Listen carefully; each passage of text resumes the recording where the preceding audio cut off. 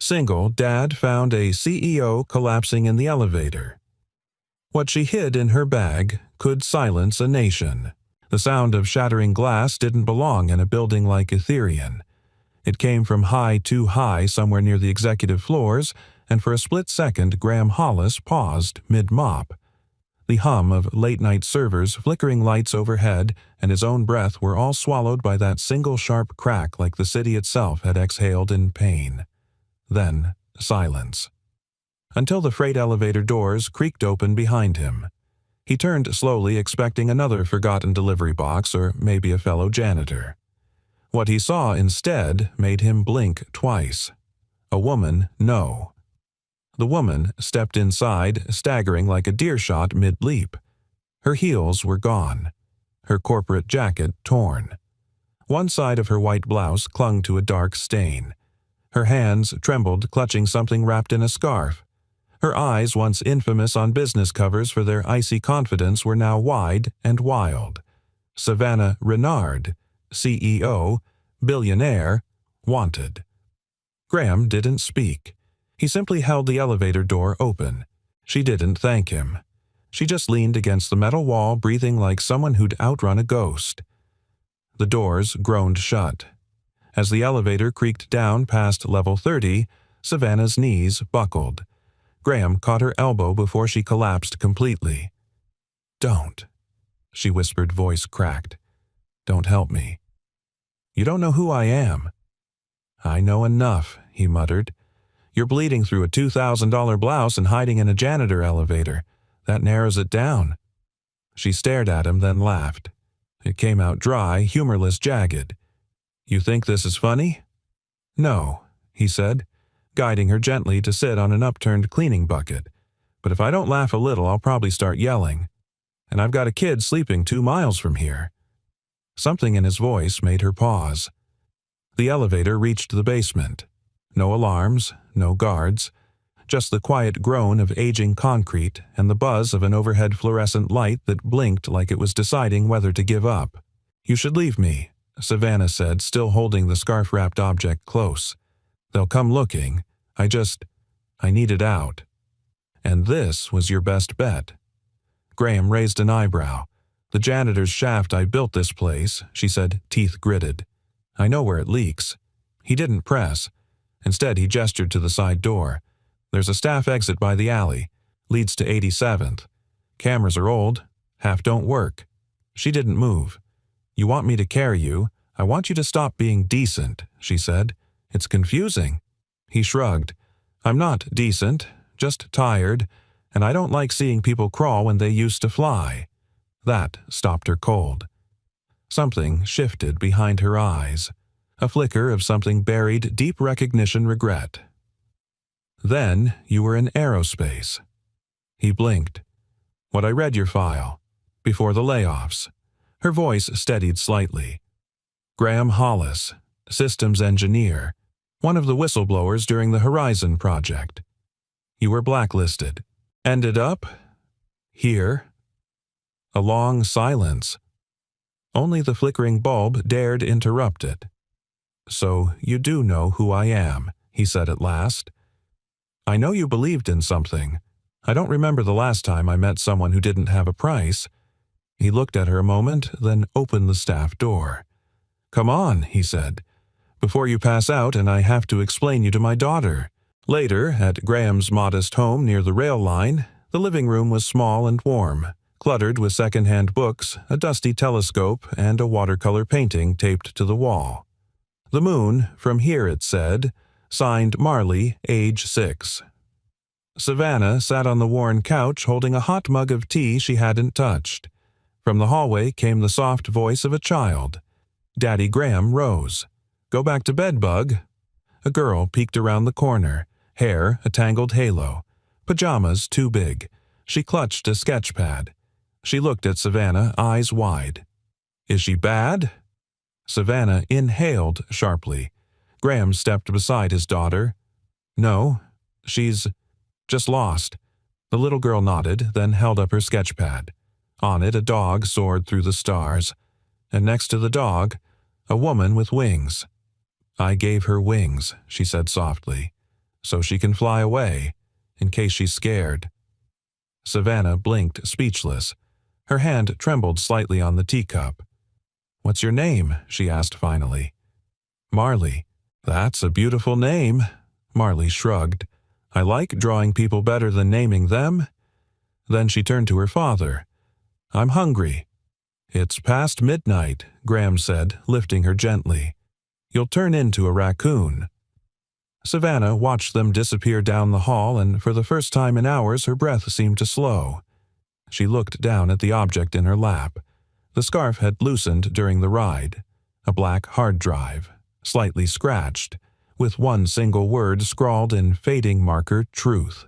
Back in the hallway, Marley padded back toward the couch holding a drawing. "I made another one," she said, offering it shyly. It was a picture of Savannah sitting on a bench, next to a man with tired eyes and a little girl between them, all looking up at the stars.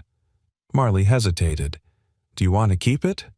Savannah didn't trust her voice, so she just nodded. The girl smiled, then paused, noticing something on the floor. "Daddy," she said, picking up a plastic card. This was in her pocket. Graham took the badge. It was Savannah Renard's Etherian Access ID. Across the back in bold black letters read, "Do not exit after board meeting." Graham froze. So did Savannah. A beat of silence. Then, somewhere outside, the faintest sound of gravel crunching under slow, deliberate footsteps. The footsteps didn't belong there. They were too slow, too deliberate. Not like a delivery guy or a curious neighbor. No, these were the kind of steps that knew where they were headed, and why. Graham moved, first quietly shutting off the hallway light with one hand while motioning Marley back toward her room with the other. Savannah clutched the hard drive tighter. "Stay quiet," Graham whispered. "Back door's got a bolt, but the front, I know how to disappear." She interrupted, her voice low, controlled. He turned to her eyes, searching. "Do you?" She didn't answer. Instead, she pulled off her shoes, handed him the mug of untouched tea, and stepped silently toward the kitchen. It wasn't the poise of someone hiding. It was the muscle memory of someone who'd trained for moments like this. Graham picked up the ID badge she'd dropped and slipped it into his back pocket. 3 taps on the front door. Not a knock, a pattern. Rhythmic. Delivery a voice called out. Male. Calm. Too calm. Graham didn't respond. He walked to the front window, peered through the slit in the curtain. A man in a charcoal coat. Black gloves. He wasn't holding food. Behind him, a second figure lingered by the fence, taller, leaner, watching the roof line. Graham backed away. "I've got Marley," he said, turning to Savannah. "You've got 30 seconds. Bathroom window leads to the fence. Slide the can out. Jump soft." Savannah hesitated, just long enough for him to see it, the flicker of guilt. "I didn't mean for this to follow me," she said. Graham didn't flinch. It always does. Truth's like smoke. You think it'll vanish, but it finds cracks. She locked eyes with him, then disappeared down the hallway. Moments later, a faint creak, the sound of the window sliding open, followed by the quietest thud in the backyard. Graham opened Marley's bedroom door. She was curled up under the blankets, eyes wide. "Are they here for her?" He nodded. "Probably." "Is she bad?" He sat beside her, brushing a curl from her cheek. "She's not a villain. Just someone who finally stopped lying to others and to herself." Marley whispered, "That's scary." "Yeah," Graham replied softly. "The bravest things usually are." Downstairs, the doorbell rang again. This time longer, more insistent. But the footsteps were already fading. The gravel stopped crunching. The tension began to loosen its grip. They were gone. For now. By sunrise, the sky was the color of soft steel. Graham stood barefoot in the kitchen, a mug of black coffee warming his hands. Savannah sat across from him, damp curls falling around her face, wrapped in an old flannel blanket that once belonged to his wife. "I landed wrong," she muttered. "Twisted my ankle." He pointed to her foot. "I've got ice. I'm fine. You're bleeding into my blanket." She gave him a look that was half offense, half gratitude. He poured her a cup anyway. For a while, neither spoke. Marley was still asleep. The house was quiet, except for the distant echo of a freight train and the occasional bark of a neighbor's dog. "Why'd you come here?" he finally asked. "Of all places." Savannah stared into her cup, "Because I remembered the only time someone looked me in the eye and didn't want anything in return." Graham raised a brow. "That's a low bar." "Maybe. But you didn't flinch when I told the truth." "You didn't tell the truth," he said. "You bled it." She smiled faintly. "That's fair." He set down his mug. "What's on the drive?" A pause, then data leaks. Internal memos, transaction logs, proof that Ethereum manipulated predictive data to sabotage competitors, adjust political funding flows, and reassign dissenters, reassign disappear, buy out, frame, bury. Graham exhaled slowly. "And you, I was their compass," she said, "until I realized they'd magnetize the needle. That's poetic." She shrugged. "I used to want to be a writer." A long silence stretched between them. Then quietly she added, "My mother was one." Graham nodded slowly. "My wife was a pilot." Savannah looked up. "She wanted to teach kids to fly," he said, eyes softening. "Told me the sky was just another kind of classroom." Savannah folded her arms tighter.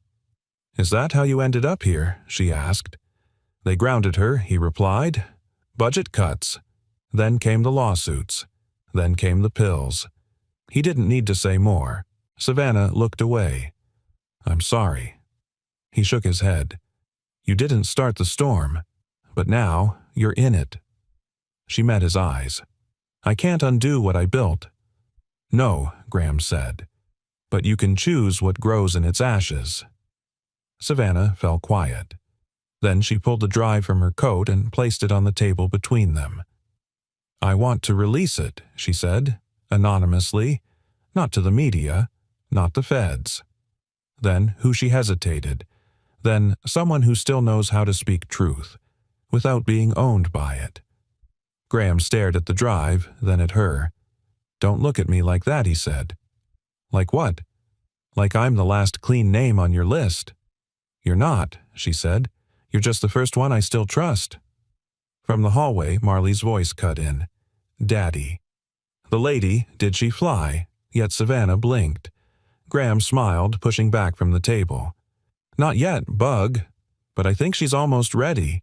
The living room smelled like warm toast and forgotten lavender, an old comfort Graham had never quite scrubbed out of the curtains. Morning light filtered through the blinds in soft, slanted beams, dust motes dancing in the air like they had somewhere to be. Savannah stood at the window in his flannel shirt arms crossed, watching the fence line as if the shadows themselves might betray her. "She always this quiet in the morning?" she asked, nodding toward the hallway. Marley Graham poured coffee. "Only when she's drawing. That's when the world disappears for her." Savannah half smiled. "Must be nice." Graham said nothing. He just handed her a steaming mug and walked past, letting the silence linger like an old friend who no longer needed introductions.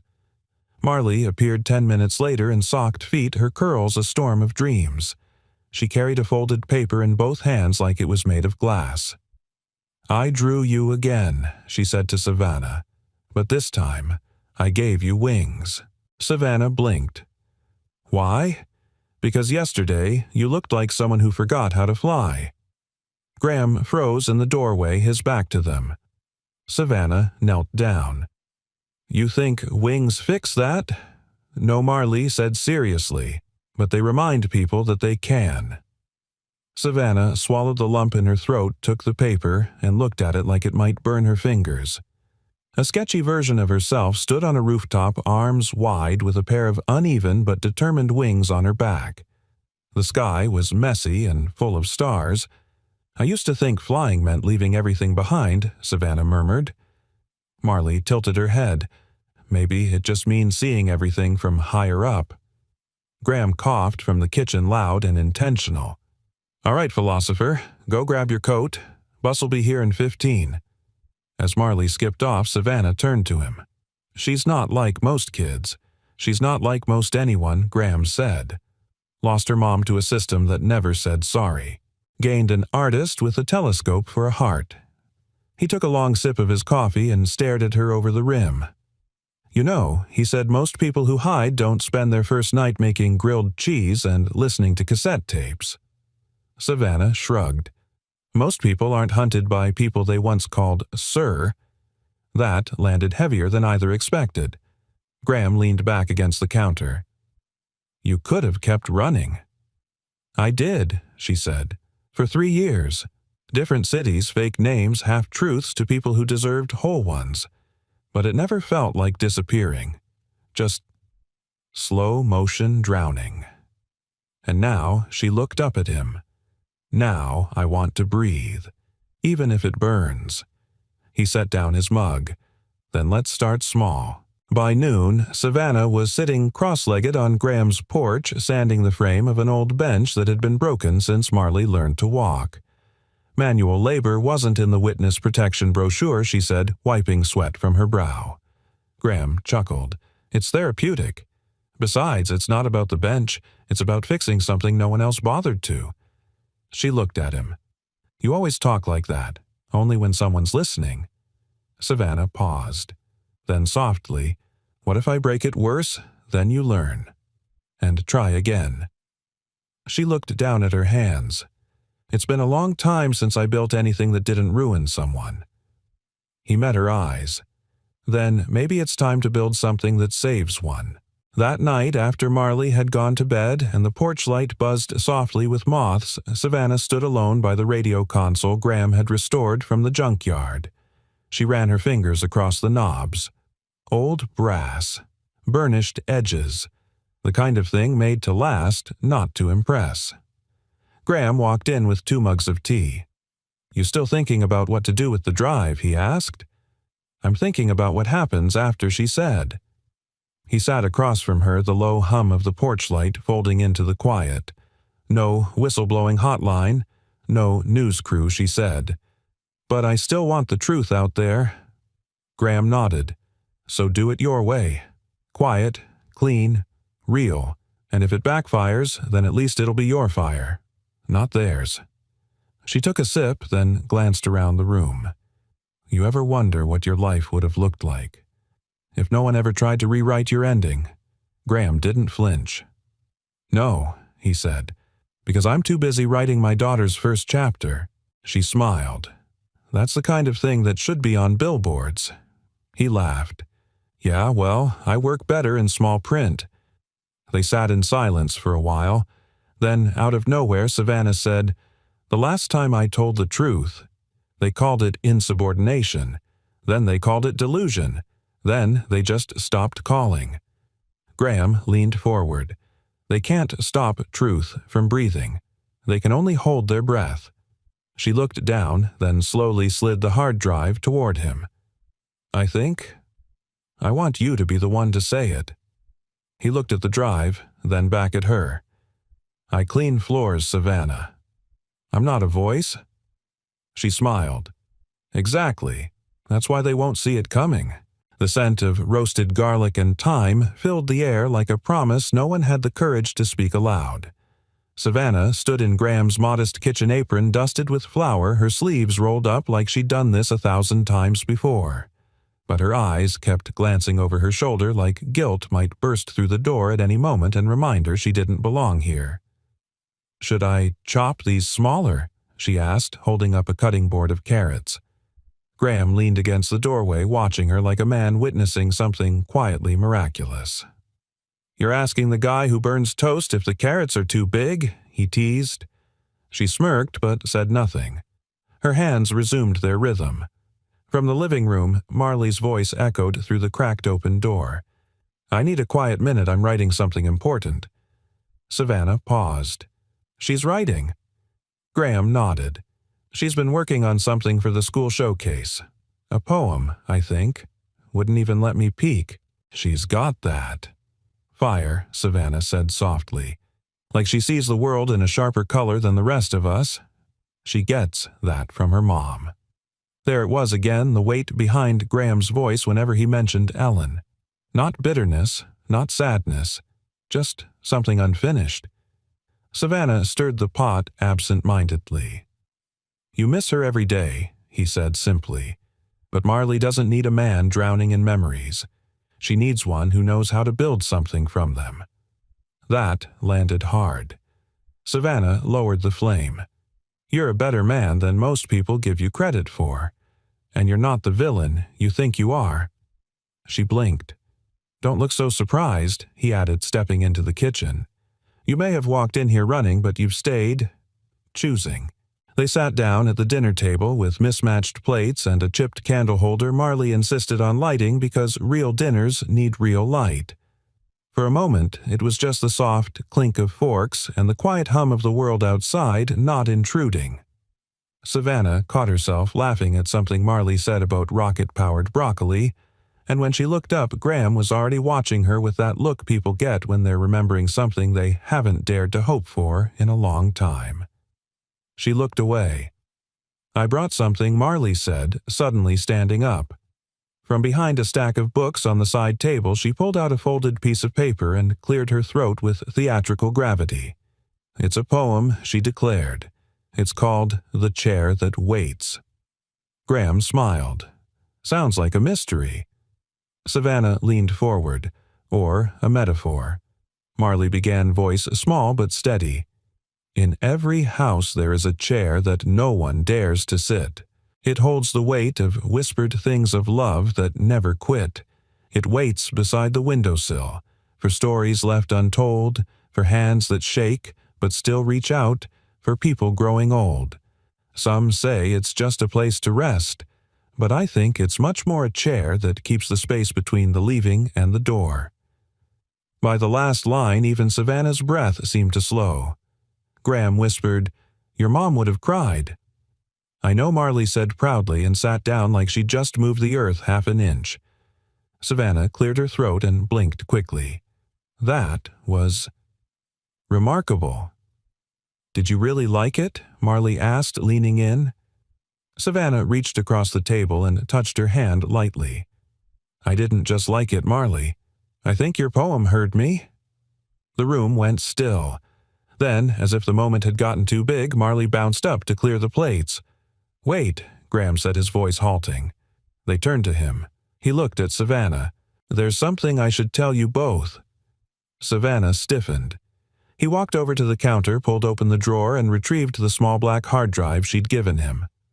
"I plugged it in last night. Not to snoop. Just to understand what I'm carrying." Savannah didn't move. "I didn't know what I expected," he said. But it wasn't this. The level of corruption, the way data was being siphoned, how lives were being calculated into projections, like people were numbers you could erase. Her lips pressed tight. "And you," he said softly. "You tried to stop it. I saw the letter, the one they never answered." "I wrote 23, she whispered. "That was just the last one." He nodded. "I want to help Savannah. Not just because it's right, but because if my daughter's ever caught in the machinery of this world, I want to know I fought to make it safer." Savannah looked down, then stood and took the hard drive back. She didn't say thank you. She didn't have to. She looked at Marley, busy drying forks, humming to herself, and then at Graham. "You ever feel like you stepped into someone else's dream?" she asked. He smiled. "Only when it starts to feel real." That night, long after the dishes were clean and the candles had burned low, Savannah stood on the back porch alone. In her hands, Marley's poem. The stars above horizon were too few to count, but just enough to matter. She read the last stanza again, whispered it into the dark.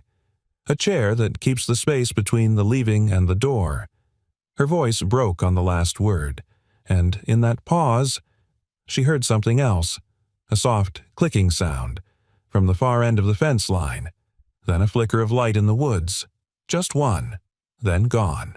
Morning arrived in fragments, soft rays bleeding through the blinds, the scent of old coffee lingering from the night before, and the creak of old floorboards carrying the weight of something unsaid. Savannah sat at the small kitchen table staring at the black hard drive Graham had returned the night before. Her fingers hovered just above it as if touching it too long might burn her with all the memories it carried. Graham was by the sink, rinsing out a mug with slow, deliberate movements. He hadn't said much since breakfast. "I thought I'd feel better," she murmured, still staring. "Handing it to someone else, letting someone else know." "And do you?" he asked, turning. She met his eyes. "I feel exposed. Like the moment you speak a secret out loud, it grows teeth." Graham nodded. Secrets always come with consequences. But silence isn't the same as safety. He pulled out a chair and sat across from her. "When I worked aerospace, he said we had a saying. If the engine fails and you say nothing, it's your fault when the plane goes down." Savannah raised an eyebrow. "Are you calling me the engine? I'm saying maybe you're the one person who knows the bolts are coming loose. And, pretending you don't, won't keep anyone flying." She leaned back, arms crossed. "You don't understand. It's not just numbers and projections in there. It's names, families, politicians. I go public with this and I won't just lose my name, I'll ruin others too. Some of them didn't even know they were complicit." Graham was quiet for a moment. "Then legacy is only useful if it doesn't make you blind." The words cut clean, not cruel. Savannah exhaled sharply like she'd been holding in a truth even from herself. "You sound like someone who's lost something," she said. "I have," he replied, "but not everything." Later that day, Savannah stood by the back porch watching Marley play with a stack of old cardboard boxes Graham had let her turn into a rocket base. The girls' laughter rang out across the grass like bells you didn't know you missed until they started ringing again. "Hey," Rocket Commander Savannah called, smiling. Marley popped her head out of the box. "Commander Marley to base. We have liftoff in T-minus 15 seconds." Savannah stepped into the yard, arms crossed. "Permission to board." Marley nodded with exaggerated seriousness. "Only if you believe in moondogs and secret wings." Savannah blinked. "Moondogs." "It's a story I'm writing," Marley said proudly. "About a dog who got left behind but builds his own rocket. He's sad, but he's brave." Savannah knelt beside the box. "And does he ever get home?" Marley shrugged. "Maybe, but sometimes being brave is just choosing to launch anyway." That stopped Savannah cold. She reached out and gently tucked a loose strand of hair behind Marley's ear. "Do you even know how much wisdom you carry? I'm 8. I carry snacks and secrets." "Same thing." Savannah laughed a real laugh this time. Then her smile faded. "Marley," she asked, voice softer, if someone knew something really big, something scary, but telling it might hurt people, "what would you want them to do?" Marley considered. "I'd want them to be brave, like the moondog, but only if they do it with love, not anger. Otherwise, it's just noise. Just noise." Savannah looked back toward the house, back toward the black hard drive on the kitchen table, back toward everything she had tried to forget and everything she couldn't ignore. That night, as Marley slept under a quilt of stars and paperbacks, Savannah stood by the kitchen window dialing an old number. It rang 3 times. "Hello," the voice was hoarse, surprised. "It's me," she said. "I don't have much time, but I need you to listen." There was a pause. "You shouldn't be calling," the voice whispered. "They're looking." "I know," Savannah replied, "but I'm not hiding anymore." Another pause. "Is it true? The data you have, does it go all the way up?" "All the way," she said. "It's dirtier than I imagined. And it's been cleanly swept." A long exhale on the other end. "What are you going to do?" She glanced back at the sleeping girl in the next room. "I'm going to do something with love. Not noise." Then she hung up. The next morning, Graham found her by the front door, tying her boots with a determined grace. "You going somewhere?" he asked. "To a place that still believes in signal over static," she replied. "There's a community radio station just outside downtown. Used to be where whistleblowers read poetry when no one else would listen." Graham leaned against the doorframe, arms folded. "That's not exactly secure." "No," she said. But it's human, and they still know the sound of truth when they hear it. He handed her a folded piece of paper, just in case. She opened it. Coordinates, a time, a rooftop. He nodded. Signal booster. You'll get 10 minutes of uninterrupted feed. That's all I can promise. Savannah tucked the paper into her coat. "Why are you helping me?" she asked. Graham looked at her for a long time. "Because my daughter thinks you have wings, and I've learned not to question her instincts." As Savannah opened the front door to leave, Marley came bounding down the stairs in her pajamas holding something in her hand. "Wait." Savannah turned. Marley handed her a small crumpled drawing. The moon dog. Wings wide, scars, visible eyes, determined. "I made a new version," she said. "This time he's not flying alone." Savannah knelt down, hugged her tight. "Neither am I," she whispered. Then she was gone. The door closed gently behind her, but on the edge of the porch rail something gleamed. A tiny red light, blinking, watching. It was a forgotten building, wedged between a shuttered mechanic's garage and a laundromat where the dryers never stopped humming. Warn 89.4 FM. The sign above the doorway flickered like it was tired of speaking. Savannah stood at the door in her hooded coat, clutching the black hard drive like it was a living thing. The station had once been home to late-night poets, veteran DJs, and voices that had nowhere else to go. Tonight, it was her last line.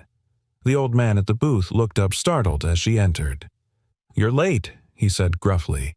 "You still take walk-ins?" she asked, pulling down her hood. He paused. Then recognition settled in behind his cataract-clouded eyes. "Reynard," he muttered. "Didn't think you'd come back through that door." "Neither did I." He stared at her, then at the hard drive. "You've got something people need to hear." She nodded. 10 minutes. No edits. No delays. He leaned back, cracked his knuckles, and flipped a switch. The on-air sign blinked red. "This station still listens," he said. "But the world, not always." The countdown began. 3 minutes to airtime. Savannah paced the room, hands shaking slightly. She could hear the faint sounds of the city through the cracked window sirens, far off someone playing jazz on a stoop, nearby a world going on, unaware of what was about to be said. "Do you want me to do the intro?" the old DJ asked. She shook her head. "I'll speak my own name." Then silence. And then the light turned red. "My name is Savannah Reynard." Her voice, calm but not cold, broke the air like dawn. "Until last week, I was the CEO of Ethereum, a company that promised to help the world think smarter, feel safer, live freer." She paused. "We lied." The silence that followed wasn't empty. It was electric. I have with me a hard drive. It contains internal data logs, memos, and private communications. Proof that our neural behavioral tech wasn't just used to recommend music or improve shopping habits. It was used to track, manipulate, and influence decisions, political, personal, even medical, without consent. A distant noise outside the window. Tires screeching. She continued. "When I tried to raise alarms, I was removed. Quietly, efficiently, and those who knew were either paid or silenced." Another breath.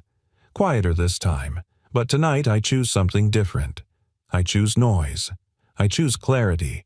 I choose to be one more voice that doesn't whisper when shouting might save someone." The DJ stared at her, eyes wide. Savannah's voice trembled, not from fear, but from release. "I know this may cost me everything, but if there's a girl out there like the one I met yesterday who believes people can grow wings again, then maybe it's worth it."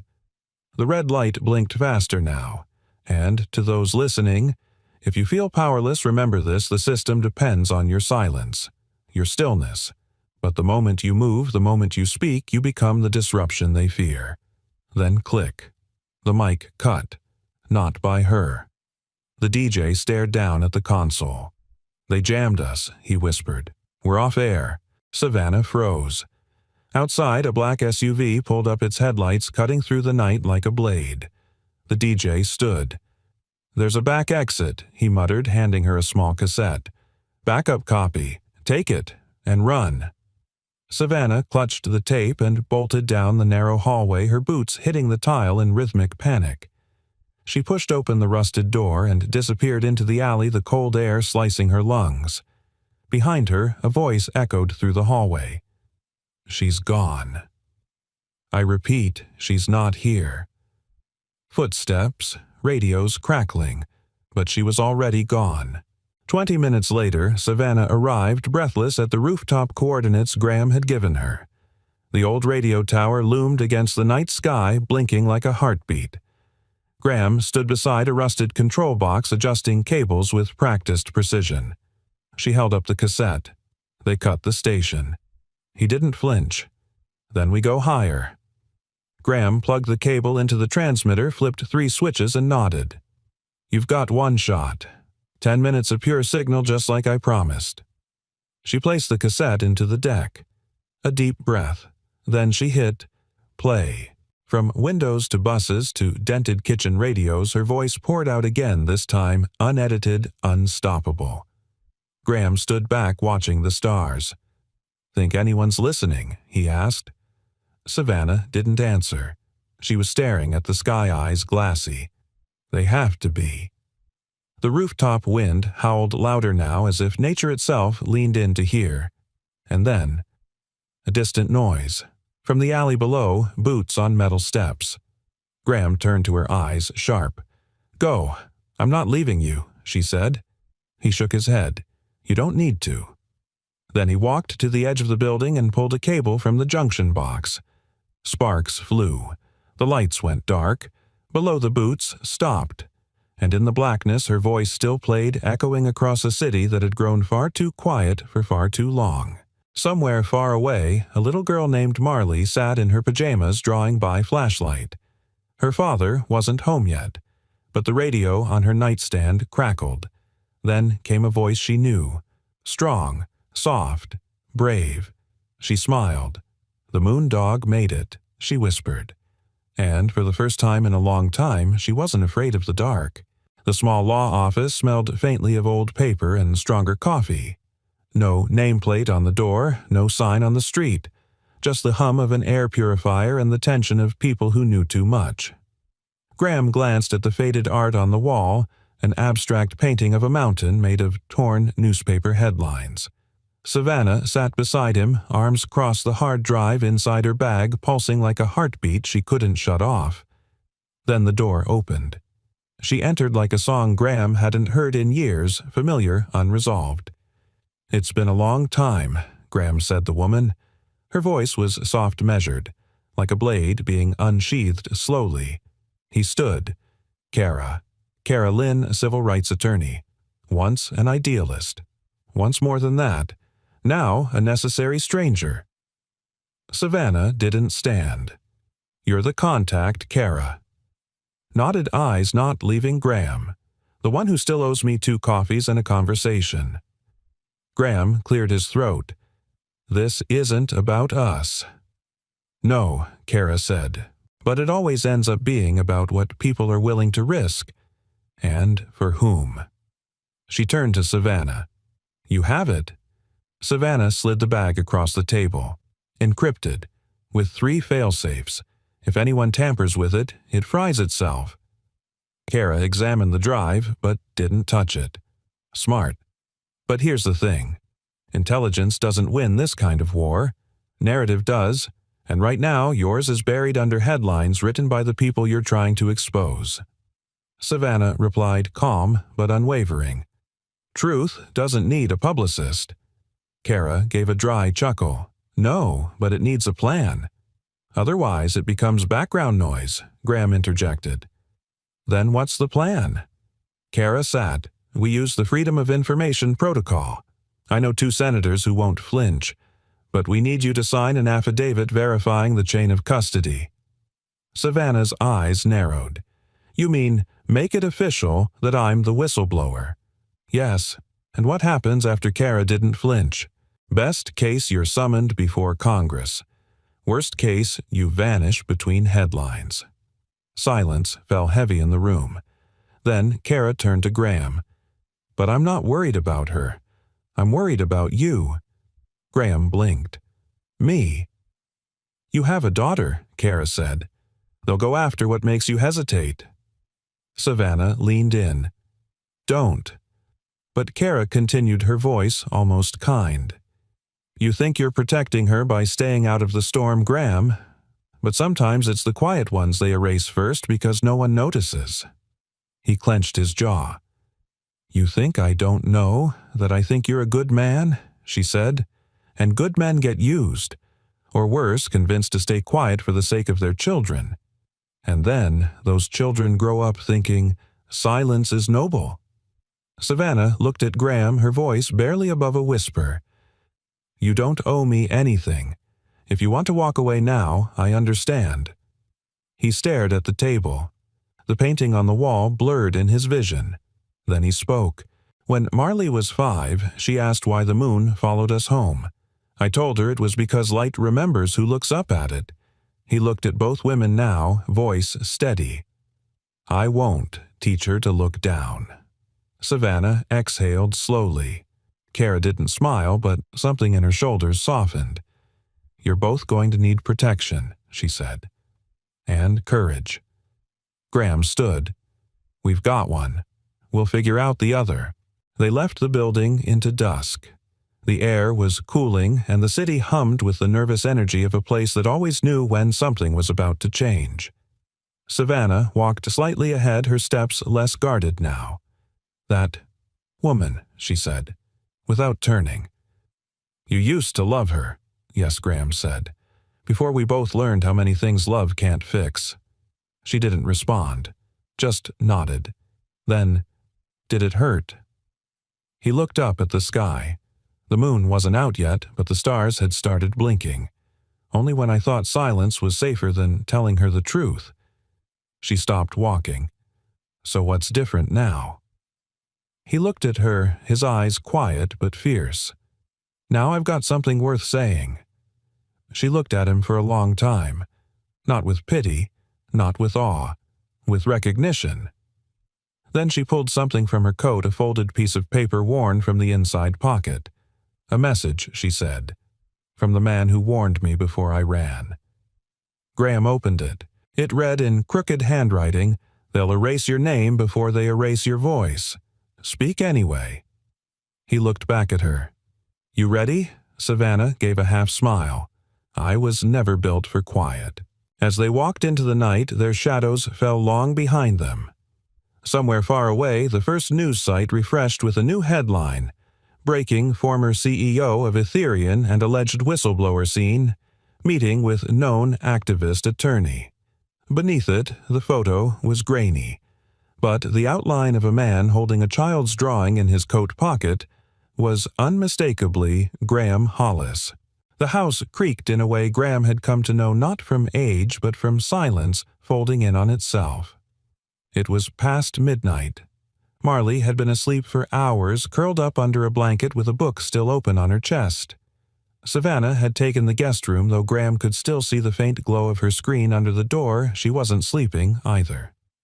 Graham stood in the kitchen staring at the cordless phone on the counter. Not his cell.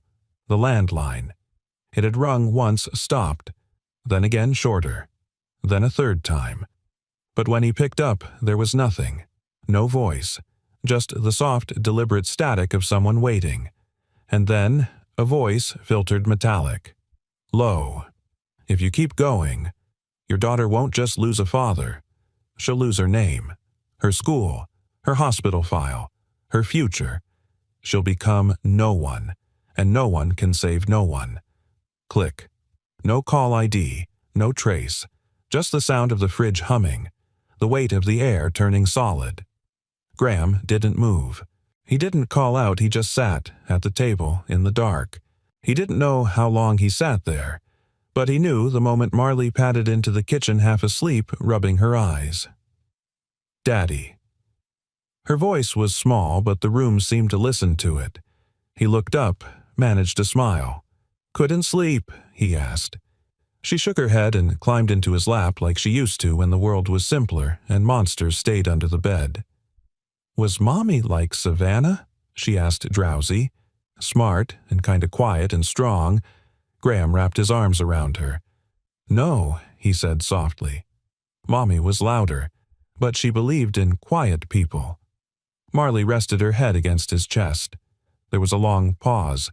Then she whispered, "Are we gonna be okay?" He didn't answer right away. How could he? He looked at the window. Nothing but stars. No moon tonight. And yet, yes, he said. Finally, we're gonna be okay. She looked up, even if they don't like what you say. Especially then, he said, because silence isn't always safe, and some words are worth the risk. Marley blinked slowly, like what Graham brushed a lock of hair from her face. Like, I love you. I believe you. I'm here. She nodded. I like those ones. He kissed her forehead. Then I'll keep saying them. She yawned. Even if it's scary. He looked out at the night again. Especially if it's scary. The next morning, the house was quieter than usual. Not the peaceful kind, the loaded kind. Like everything was waiting for something to break.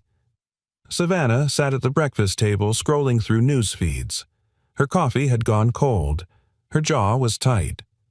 Graham entered holding Marley's lunchbox. She's ready for school, he said. Tried to wear 2 different shoes, called it distraction fashion. Savannah cracked a small smile. She's braver than I am. He sat down across from her. They called, he said simply. Her eyes darkened. Who them? The ones who don't leave fingerprints. What did they say? Graham's voice didn't shake. They threatened Marley. Her records, her identity. Savannah's hand curled around her mug. I'm so sorry, Don'ty interrupted. Don't be sorry for what they do. There was silence, not awkward, heavy. Then he added, I didn't tell her the details, but she asked if I was scared. Savannah looked at him, and I told her the truth. That I was, but I wouldn't let fear decide for me. She held his gaze. You told her that? Yes. Savannah blinked hard. Then, quietly, I never had someone say that to me when I was her age. Graham exhaled. Then maybe this isn't just about my kid anymore. There was a pause. Then Savannah reached into her jacket and placed the hard drive on the table. I've made the final decryption keys. After this, there's no more ambiguity. Everything I know becomes public. He nodded. You sure? She didn't hesitate. I'm tired of whispering into rooms that won't echo. That afternoon, as Marley got into the school bus and waved from the window, Graham stood on the porch with Savannah beside him. She, okay? Savannah asked. She's better than okay, he said. She's watching how we choose. That's how kids learn. Savannah looked at the bus disappearing around the corner. She'll remember this, she asked. Not the details, he said, but the silence. Or the lack of it. That stays. They stood there for a while, the wind brushing past like a warning or a promise. Then Graham turned to her. Let's go finish this. Savannah didn't smile, but her eyes were clear. Yes, she said. Let's go speak where it matters. By the end of the week, Graham's house no longer felt like a home. It felt like a target. The first sign was the drone, a faint hum just before dawn. Not the kind kids flew at the park. This one was quiet gray and hovered long enough outside Marley's bedroom window to send a chill down Graham's spine. The second was the news segment. It aired at 7:03 a.m., a breaking report titled Ex-Engineer Turned Radical Inside the Domestic Disinformation Cell Hiding Savannah Reynard. The screen showed a blurry photo of Graham entering his front door. Savannah just behind him, her face partially covered by a scarf. The narration framed it as a potential organized act of tech extremism against national interests. A phrase Graham never thought would land next to his name. They're not even trying to hide it anymore, Savannah muttered, staring at the TV, her voice raw. Graham didn't answer. He just turned it off. The silence was somehow louder. Outside, someone had keyed the word traitor into the side of his truck. Marley found it first. "Daddy," she said, clutching her backpack, "does that mean you betrayed someone?" Graham bent down, slowly meeting her eyes. "It means someone's afraid of the truth," he said.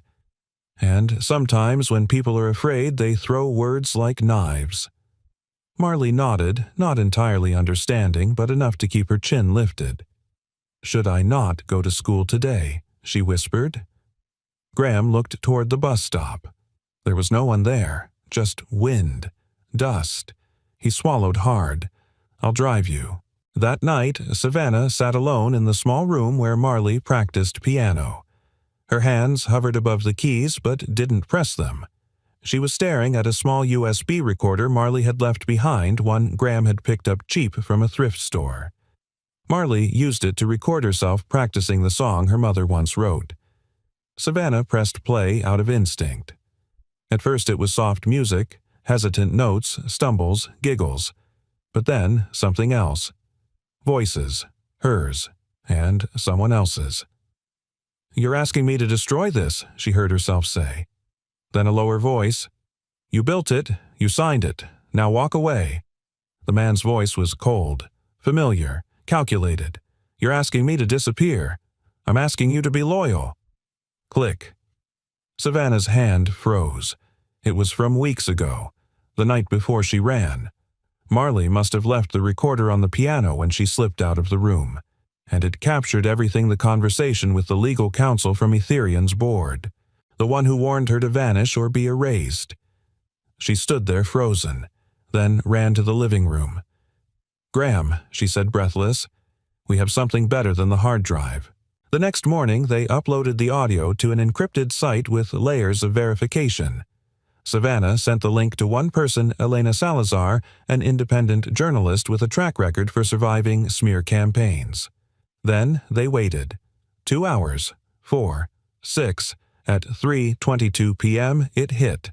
Elena's post went live, captioned simply, "When the ones who built the system are told to disappear. Ask who's holding the broom." The audio played unfiltered, raw, human. Within 20 minutes it had over 400,000 views. Within an hour, Etherion's stock dropped 8%, but that wasn't what made Graham's breath catch. What made his chest tighten was Marley coming home, dropping her backpack and saying, "Daddy." "I heard my recording on the bus." Graham crouched down. "Did it scare you?" "No," she said. "They said it was the bravest thing a kid ever did by accident." He smiled through the sting in his eyes. Sometimes the truth needs a little accident.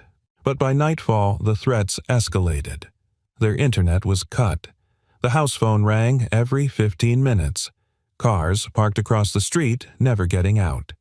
Savannah paced by the window, whispering, "We're not safe here anymore." Graham looked at Marley asleep on the couch, her head resting against a stuffed animal with one ear missing. "I won't move her again," he said quietly. "Not unless we have to." Savannah turned. "You've done enough. This shouldn't be your fight anymore." He met her eyes. It became mine the moment Marley's voice saved more than just a song. She blinked. "What do we do now?" He looked at the USB recorder on the table. "We wait for the noise to grow. Then we speak under it." She tilted her head. Below the noise, he nodded, "Where truth still echoes." Outside, the sky was purple with dusk. Inside, the house flickered with quiet resistance, small lights, quiet breaths, and a faith not in winning, but in standing. Not because they were heroes, but because someone had to stay standing, long enough for the lies to fall over on their own. The storm didn't come with thunder. It came with silence. Etherion released an official statement, a fabricated audio file designed to manipulate public sentiment. "We are investigating its origin." They didn't deny the voice, they discredited the source. Graham stared at the TV in his kitchen hands wrapped around a chipped coffee mug. The sun hadn't fully risen, but the damage already had. Savannah entered a folded newspaper in hand. "They're offering me a deal," she said. He looked up. "Publicly recant. Blame it on a mental breakdown. Say I fabricated the audio to sabotage the board after being removed. And in return, no jail time. A clean break. A quiet exile somewhere offshore. Graham took a long sip of the coffee. And what happens to the truth? Savannah smiled bitterly. It gets buried. Again. Just in a nicer grave. She sat down across from him. Her eyes weren't tired, they were resolved. A kind of stillness only found when a person has walked through fire and accepted they might not come back. Maybe it's time, she whispered. For me to disappear for real. Graham looked at her then at Marley's drawing still taped to the refrigerator. Funny, he said. My daughter drew you with wings. Not because she thought you could fly, but because she believed you were trying. Later that day, Graham packed up a box in the garage. Old engineering books, the broken telescope, a photo of Ellen, his wife, smiling on the hood of their rusted Subaru, the edges faded by time and sunlight. He sat on the concrete floor and held the photo for a long while. Savannah stood in the doorway watching. She was beautiful, she said softly. Yeah, he replied. And stubborn as hell. Savannah smiled. She once told me Graham added, your legacy isn't what you leave behind. It's what you protect while you're still breathing. Savannah knelt down beside him. And what are you still protecting, Graham? He looked at her. Really looked. You. 2 days later, Savannah vanished from public view. No press release, no airport footage, no goodbye. One moment she was the woman at the center of the storm, and the next, nothing. People assumed she'd taken the deal. Graham let them think it. But in a small town, 3 states over, nestled near a forgotten lake, Savannah, Renard began her new life as Sarah Moore, a math tutor at a community center, a woman who didn't own a cell phone and baked muffins on Saturdays for children she didn't know. Graham and Marley visited once a month. They never stayed overnight, never used the same route twice, but every time they arrived, Marley ran to her like a niece to her favorite aunt. And every time they left, Savannah stood at the porch, a quiet figure behind a screen door, waving as if she didn't belong to any past anymore. Graham, meanwhile, took a consulting job at a small ethics in tech nonprofit. Nothing flashy, just honest work. He wore denim to meetings, drank burnt coffee, spoke at 2 local high schools about digital responsibility. Once a student asked him, "Do you ever miss the spotlight?" He paused. "No," he said. "The spotlight's loud. Truth prefers the corners." One evening, Graham and Marley sat at the kitchen table cutting vegetables for soup. She was humming softly the same melody Savannah once played on their dusty piano. "Dad," she said, not looking up. "Do you think they'll ever say she was right?" Graham didn't answer immediately. He set down the knife, wiped his hands on a dish towel. "Maybe not," he said. "But here's the thing. Truth doesn't ask to be recognized. It just asks not to be forgotten." Marley looked at him. "Is that why we still visit her?" He nodded. She protected something while she was still breathing. Marley smiled faintly. "So did you." That night, Graham pulled a small frame from a drawer. Inside it, a single sheet of handwritten music, the melody Savannah taught Marley, the one Ellen composed before she died. At the bottom, written in Savannah's careful script, "Don't let your voice disappear beneath the noise. Sing even when no one listens." He hung it above the piano. No ceremony, just a quiet promise between the past and what came after. The snow had come early that year. It fell in quiet spirals outside the windows, dusting the porch railings and the pines beyond. Inside the little house, the fireplace crackled gently, sending shadows dancing across the floorboards. Marley sat cross-legged on the living room rug, her notebook open, pencil moving in short, deliberate strokes. Her drawing was nearly finished, a piano with wings. Graham watched her from the couch, a cup of tea in his hand, steam curling past his face. He felt older lately, not tired, just settled like a stone that had finally found its place in the riverbed. "Hey, Dad," Marley asked, still sketching. "Yeah, sweetheart." She looked up thoughtful. The things Miss Savannah told you back then. Do you think all of it was true?" Graham took a long breath. He set the cup down and leaned forward, elbows on his knees. "I don't know," he said. "I think some of it was. Maybe not all the facts, but the why behind it." That felt true. Marley tilted her head. "So, does that mean what you did was right?" He smiled gently, not confidently. "I think so. Not because it was easy, or even smart, but because it's what I'd want you to do if you ever had to choose between comfort and conscience." She was quiet a moment, then nodded like she understood something too big for words. He looked at her drawing again. "Wings on a piano," he asked with a small laugh. She grinned. "It's flying out of a building, like in those old spy movies. But instead of exploding, it just plays a song that makes people stop lying." Graham laughed, the kind of laugh that feels like home. "I hope you never lose that imagination," he said. Marley looked down, hesitated, then flipped to a blank page. Her pencil hovered. "Can I ask one more thing?" "Anything." She glanced up. "Do you think Miss Savannah ever missed the world she left behind?" Graham thought for a while. "I think," he said slowly, "she missed the idea of it, the version she once believed in. But I also think she found something better. Like what he stood, walked to the mantel, and took down a frame. Inside was a single sheet of music, Ellen's melody, handwritten by Savannah. He handed it to Marley. "You," he said. "She found you. And maybe in some way we both gave her a place where her voice didn't have to fight so hard to be heard." Marley held the frame close like it was more than paper and ink. She wrote something on the bottom. She said, reading it again aloud, "Don't let your voice disappear beneath the noise. Sing, even when no one listens." She looked up. "Is that what we're doing now?" "Still singing." Graham didn't answer with words. He walked over to the old upright piano, lifted the lid, and played the first few notes of that now familiar melody. Marley joined him, her smaller hands echoing the same notes. The tune drifted through the house, not perfect, but full. It didn't ask for applause. It didn't need an audience. It was enough to be heard in the space between father and daughter. Weeks later, a letter arrived. No return address. Just a single page folded twice. Inside it read, "The air is colder here, but the silence is kind.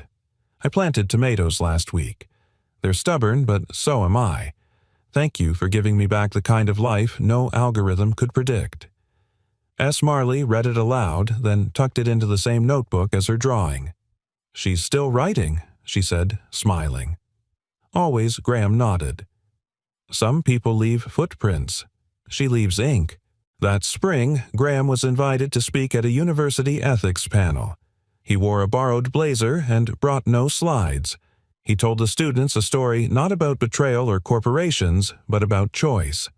He said, "The world will always ask you to lower your voice, to blend in, to settle, but the ones who leave something behind, they're usually the ones who stood still long enough to hear what mattered most." One student raised her hand. "Do you think one person really makes a difference?" Graham looked toward the auditorium's back row where Marley sat swinging her legs. "Yes," he said, "because the difference isn't always measured by what changes in the world, but by what doesn't change in you." Back home, Graham and Marley hung the speech transcript beside the piano beneath the music sheet. Two voices, one melody, and beneath it all, a silence no longer burdened by fear, but filled with presence.